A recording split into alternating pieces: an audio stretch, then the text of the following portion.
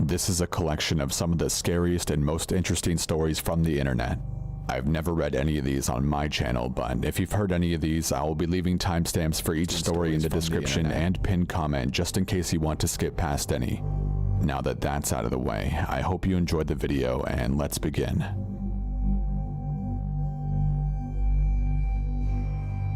This took place 10 years ago when I was a freshman in college. This is the first time I've ever recounted this story in full detail to anyone. I attended college in a rural mountain area in the Northeast, a small school tucked away in the rolling hills of the mountains, the type of place where the beauty and casual grace of nature is juxtaposed by the ugliness of humanity. The newspaper was ultra-conservative, and you couldn't go too deep into the woods beyond a few trees without seeing some trace of meth activity. You know the type of place I mean. Anyway, one of my new friends from college discovered somehow an abandoned train trestle deep into the woods about 5 miles from campus, basically in no man's land. I have no idea and don't remember how he found this place because it was very much off the path. The trestle crossed above a river which placidly flowed about 40 feet below. It was actually quite beautiful, and we began going there maybe 3 times a week. Just hanging out on the trestle, watching the water below and the open sky above. We'd drink 40s there, smoke a bowl there, bring some girls there, you know, stuff like that. Eventually, we began jumping off the trestle into the water below and then climbing back up. It was just a very college-y thing to do. Our chill spot, basically. So one day, just needing to get away from the dorms and away from it all, I decided to go by myself to the trestle for a swim. It was about 7 p.m., so I still had a good hour or so of dim sunlight, and I brought a flashlight for the walk home when I was sure it would be dark. I made the trek through the pathways of the woods as I had done 100 times before, left my towel and flashlight on the trestle and jumped into the water. The water was about 10 to 15 feet deep, I'd say. It flowed almost imperceptibly. You might as well be swimming in a stagnant pool.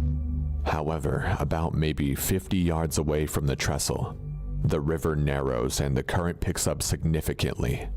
Then about 20 yards after that, there is a maybe 20-foot high waterfall that bubbles and splashes with extreme violence. We used to watch large objects go over and never come back up again. So there I am, dimly bobbing my head in and out of the water, doing underwater flips, etc. When I pop my head out of the water, I happen to glance to the side of the river and see a man walking towards the water. The water is kind of impeding my view, so I don't see him fluidly walking towards the water. I more see him in different stages of being closer to the water, like flipping through a flip book. He's 15 feet away, 10 feet away, 5 feet away. I can barely give you a description. Maybe 6 feet tall, pale, skinny, black hair pulled back in a ponytail. What I do remember most about his appearance was the extremely empty look on his face and in his eyes, like he was doing something mundane, like taking out the trash or raking leaves. I'm treading water, not knowing what to think, and I see that he is no longer beside the river. He dove in, and he's swimming pin straight directly at me so fast. I try to swim the opposite way, but within a minute I feel him grab my ankle and tug. I tried to scream, but water filled my mouth. While I'm underwater, he lets go and goes up for air, then grabs back on and pulls me again. It seems like he's done this before, and I never once saw him after he jumped into the water. He's gradually pulling me to where the current picks up before the waterfall. I start to realize this and just start fucking flipping out. I'm kicking, screaming, cursing to no effect. Finally, I feel the current start to take me and I twist away towards the waterfall.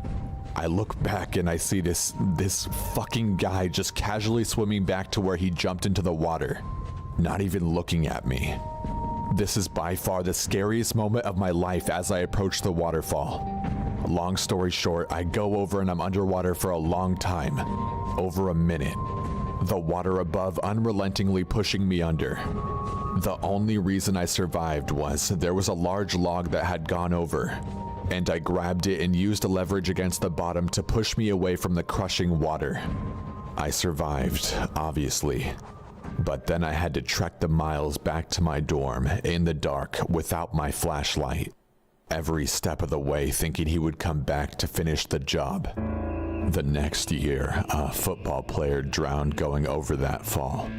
The news said it was because there was an extreme current due to the recent rainfall, but I've always wondered about that.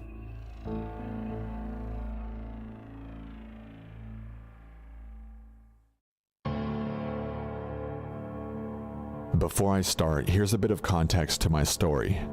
My husband and I lived in a small 2-floor house with 2 main entrances, one along the front and the other on the side of the house, which opens up into the laundry room. When we're too busy or it's too late to walk our dog, we hook his collar onto a long line that's attached to one of the pipes on the corner of our house so that he could use the bathroom. We used to do this from the door in our laundry room.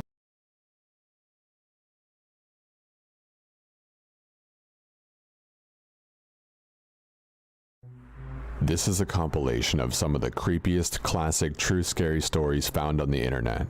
I've only ever read one of these stories on my channel about a year ago, but like I said, they're all classics, so if you've heard any of them, I will be leaving timestamps for each story in the description and pinned comment just in case you want to skip past any. Now that that's out of the way, I hope you enjoyed the video and let's begin.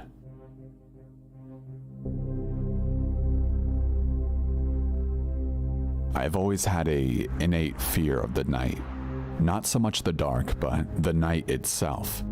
As a child, my imagination was overcome with stories of creatures that come alive at night and the safety offered by a house and light.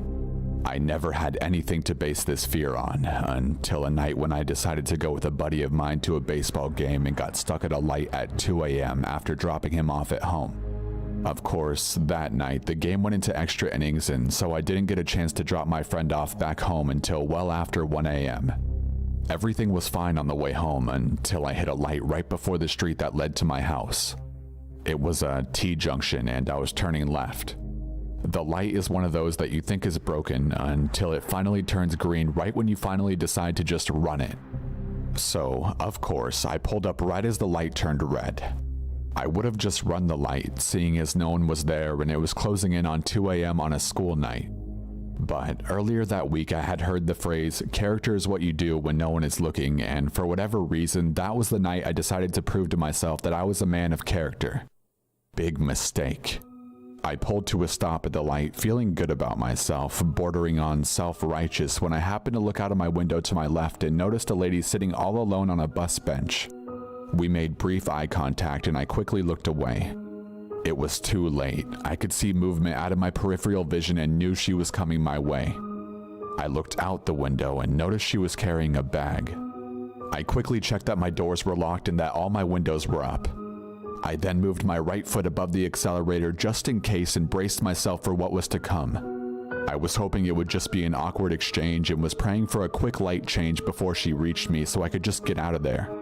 But I knew there was a slim chance of that. She walked right up to my window, put down her bag, and began to tap on my window. I nervously looked up at her and she mentioned for me to put my window down. I had automatic windows, so I just imagined pushing too hard on the window button and that thing just coming all the way down. So I took a deep breath and lightly flicked it with my finger. The window moved microscopically down, but she didn't seem to notice or care. She then leaned in and began to talk. She said, "My boyfriend beat me up. I have a friend who lives down the street. Can you give me a ride?" I should stop and give you a brief physical description of the bag lady. She was small and skinny and kind of an indeterminate age. She was either in her mid-20s and had lived a hard 20-plus years on the street, or she was 60-something years old who had lived a moderately hard life on the street. All that to say, just by looking at her, there was no way to verify her story. She looked beat up by life, not just by a boyfriend. But there was something about her delivery. It was robotic and seemed practiced, like she was disconnected for the moment. That made my skin crawl. And after a brief, maybe about a second debate on whether I should do it, I told her that I had to get home and that I couldn't give her a ride. After my first refusal, she leaned in closer and said the same thing again. My boyfriend beat me up. I have a friend who lives down the street. Can you give me a ride? This time, I felt more confident when I declined to give her a ride and told her I had a curfew and had to get home. She leaned in a third time and began her statement again. My boyfriend beat me up. At this point, the light changed and I slowly lifted my foot off the brake and started slowly rolling forward and began muttering an apology. She didn't move. She just looked at the light, looked down at me, leaned in closer, and said 5 words that have haunted me ever since. You made the right decision. Then she picked up her bag and walked back towards the bench. I peeled out of the intersection and cried and screamed all the way home. I have no idea what she planned to do or if there were more people waiting to jump in my car from the bushes had I moved to let her in.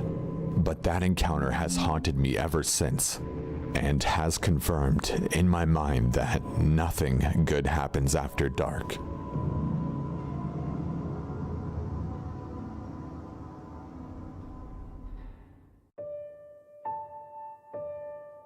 During my early 20s, I worked as a meter reader in Iowa City, Iowa.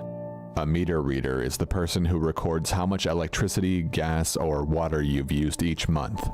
If your meters are on the inside and you want an accurate bill, a meter reader must enter your home whether you're there to let them in or not.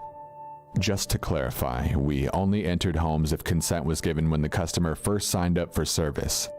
Customers also provided us with keys if necessary. Entering a home when the owner wasn't there is something that I never got used to.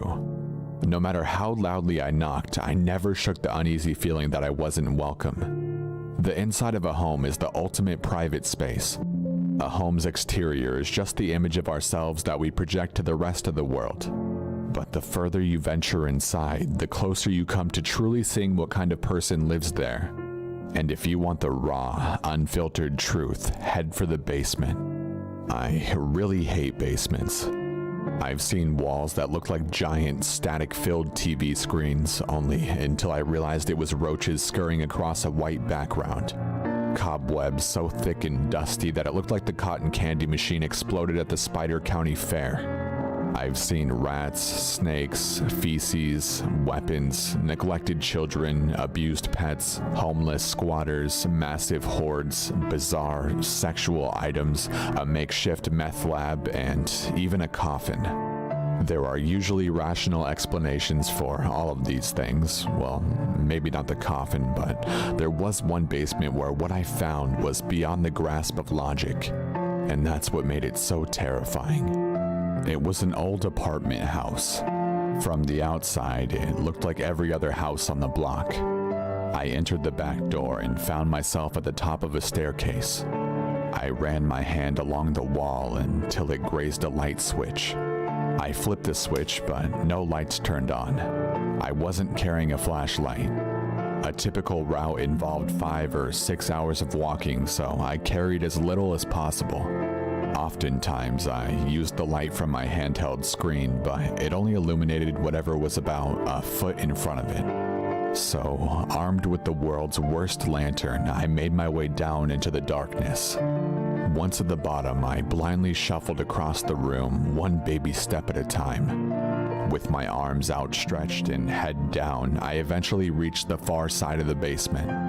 I shined the dim light from my handheld along the wall and discovered 2 doors. Each door led into its own small room. I chose the door on the right and I found the meter in the far corner. As I entered the reads, I began hearing noises coming from the other room. Something was moving and there was whimpering that grew louder the longer I listened. I eventually realized that it was a dog. It sounded weak and distressed. I tried to open the door, but it was locked. At this point, the dog was scratching the other side of the door. I felt helpless. I reported it when I got back to the office, but I couldn't shake the thought of that dog. It stuck with me over the next month until it was time to return. So there I was, 1 month later, back within that basement. At least this time I knew where the meters were located. I shuffled back to the little room on the right while keeping my ears open for any sounds coming from the other room. This time, I heard nothing. I read the meters and started making my way back, but I couldn't shake the memory of that dog. Was it still trapped inside that room? My curiosity got the best of me. I stood outside the door for a few moments, listening. Still nothing. That's when I made a huge mistake. I tried to open the door. I had no more than jiggled the doorknob when I first heard it. Screams. Blood-curdling screams unlike anything I'd ever heard. Sounds that I didn't think a human was even capable of producing. Short, piercing, high-pitched shrieks followed abruptly by a low, drawn-out guttural moan that ultimately formed into something that I can only describe as crying, but much louder. It was all over the place, like some sort of psychotic freeform jazz. I stumbled backwards, nearly losing my balance.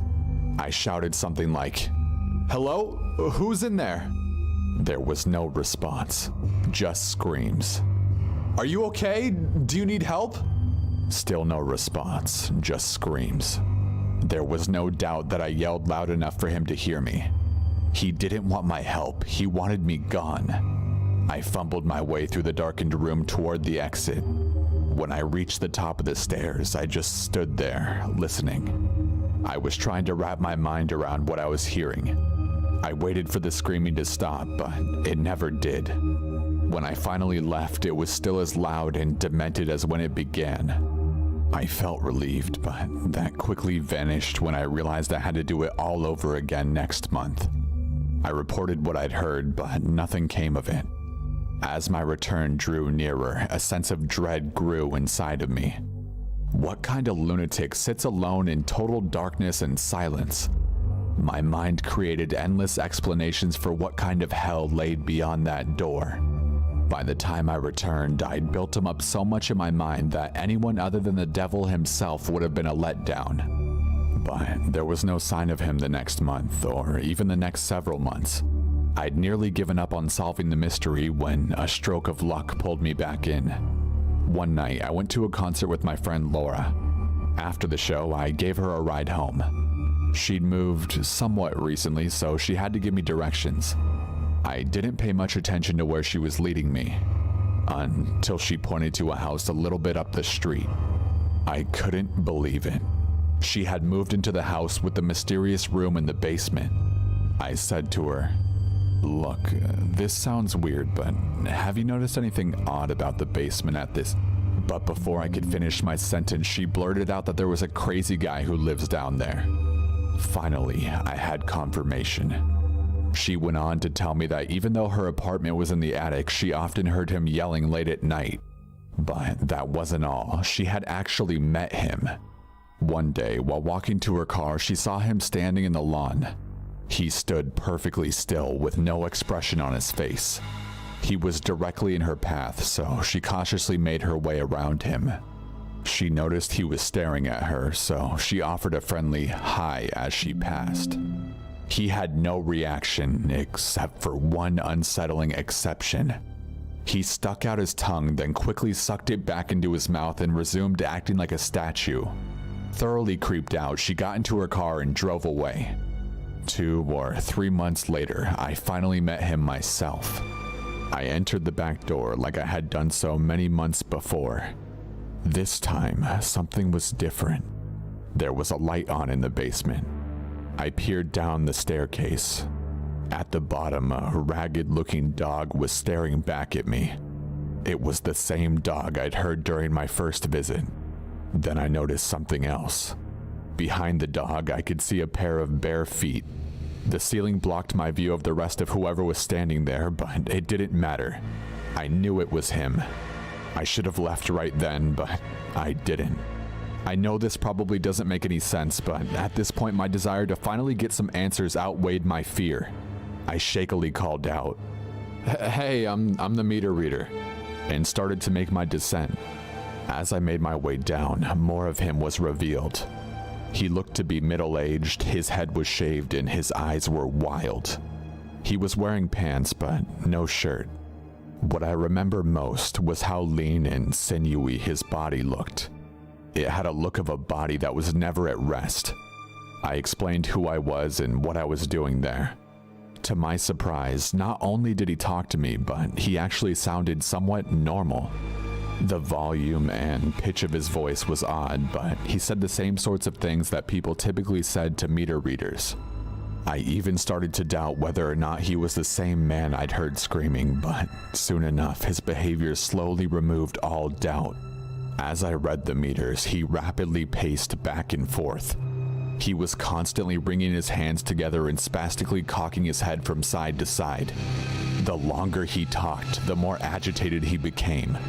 He began grimacing and little verbal tics started popping up in his speech. Every so often, he'd blurt out a loud noise in the middle of a sentence. He was trying to suppress these sounds, but he was losing the battle. I started to make my way to the exit, and he followed. His verbal outbursts grew louder and more frequent. I was petrified. When I reached the stairs, I drew our conversation to an end and said goodbye. As I turned to head up the staircase, he could no longer hold it in. Screams, the very same unforgettable screams that I'd heard coming from the locked room. I ran up the stairs as fast as my legs could carry me, flung the door open, and rushed back into the daylight.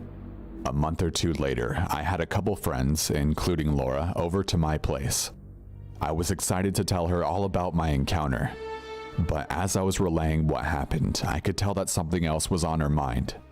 When I finished telling my story, she told me something that she'd seen a couple weeks earlier. One day, she noticed lights flashing outside of her window. She looked outside just in time to see police officers placing the man from the basement in the back seat of a squad car. She later found out from another tenant that he had attacked someone with a knife. That was the last we ever saw of him. I don't know what became of the man in the basement. I'd like to think that he got the help that he needed, but maybe that's just because I'd rather not think about the alternative.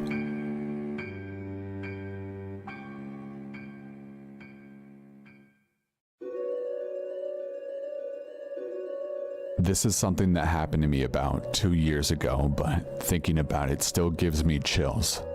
I used to live in a small town in rural Missouri with my mother and stepfather. Our house was a few miles outside of town and along an old state highway.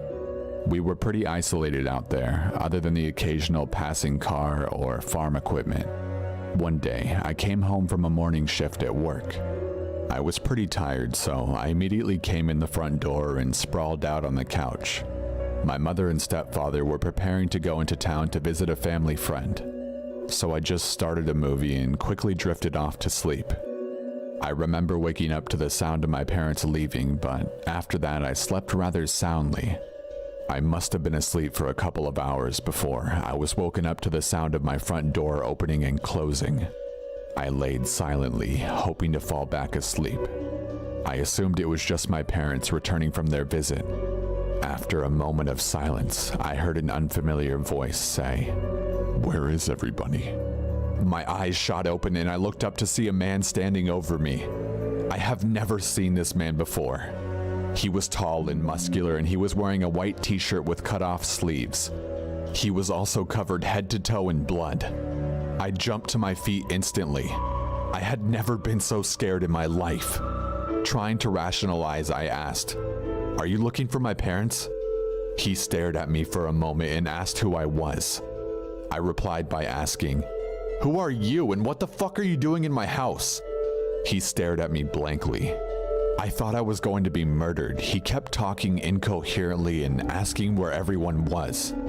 At this point, I had no idea who he was referring to. After about 5 minutes of nearly crippling fear, I realized that the blood that was all over his clothes and his face was his own. I glanced out the living room window toward the highway, and then I started to understand. In the drainage ditch in front of my house was a red pickup truck. I told the man to come with me and we went outside. Soon after we got near the truck, another vehicle pulled up. Apparently, the man had been drunk driving and had driven his truck into the ditch. He was drunk and had a concussion from the wreck. He was so messed up that he thought that other people were in the truck with him before the wreck, when in fact he had been alone. He had stumbled into the nearest house looking for help. The driver that had just pulled up drove the man to the hospital, and as far as I know, he was okay. Though I understand the situation now, I will never forget this. It was fucking terrifying.